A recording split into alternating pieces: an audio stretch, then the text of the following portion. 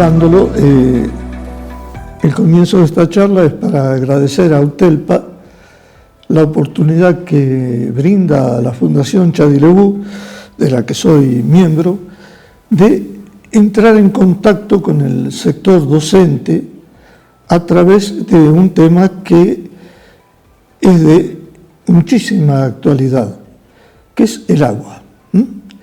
El agua ya ha dejado de ser algo corriente para transformarse en un problema que nos afecta a nosotros y que va a afectar mucho más a las generaciones que nos postceden, digamos, a nuestros hijos y nietos.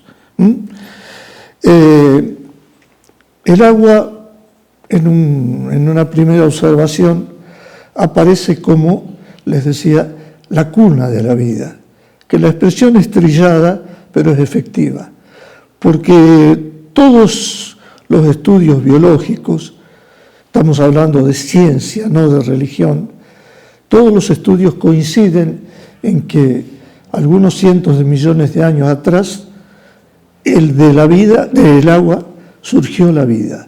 Las formas más primitivas, más elementales, aparecieron desde el agua. ¿Qué las motivó? No lo sabemos o lo sospechamos, pero lo cierto es que el agua dio lugar a la vida. Decía que también para quienes tienen la fe puesta en la religión, tener en cuenta que, según el Génesis, Dios, al segundo día de sus trabajos, dividió las aguas y creó el mundo acuático. Hay una cierta coincidencia entre el marco espiritual y el marco material científico. Es decir, uno lo puede ver como guste.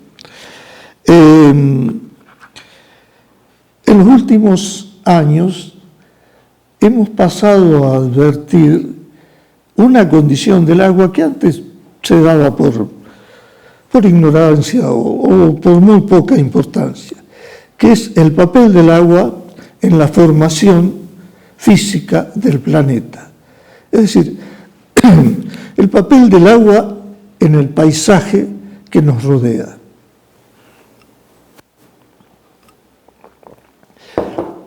Eso consiste en que el agua, en cualquiera de sus formas, líquida, sólida o gaseosa, está influyendo continuamente en una u otra forma sobre el mundo material. Los ríos, las tormentas, la que va en los vientos, los mares, todo eso modela el paisaje, a veces en forma muy rápida, otra a través de miles de años o acaso de millones, sería pertinente hablar. Pero en los últimos 100, 150 años vemos que esa labor incesante ha comenzado a verse interferida por el ser humano. Realmente nosotros somos una entidad, un bicho, que nos metemos en todo y a menudo para causar perjuicio. Lo mismo está ocurriendo con la relación del hombre, no quiero ser antifeminista, con el ser humano, el hombre y la mujer, y con el agua que los rodea. Los ejemplos, son múltiples, pero una es el destrato que tenemos con el agua, otra la contaminación que está adquiriendo niveles pavorosos, muchos de los cuales no lo sabemos, no nos informan y demás. Y la otra, el consumo. Piensen ustedes, ya lo debe haber dicho el ingeniero Gómez cuando habló, que, por dar un ejemplo efectivo, cuando yo era niño, ya verán que no me cocino al primer hervor, desde luego, el mundo tenía una población del orden de los 4.000 millones de personas. Hoy ya tiene más de 7.000 millones. O sea, en 50, 60 años se duplicó esa población y va camino a duplicarse nuevamente. Y toda esa gente, toda esa población, come y bebe agua. y buena parte de la comida que consume se produce gracias al agua. Bien, en esta charlita van a ver ustedes que estoy yendo de lo general a lo particular. Y la primera pregunta, que después del panorama que yo pobremente pinté, la primera pregunta es, bueno, pero ¿cuánta agua hay en el mundo?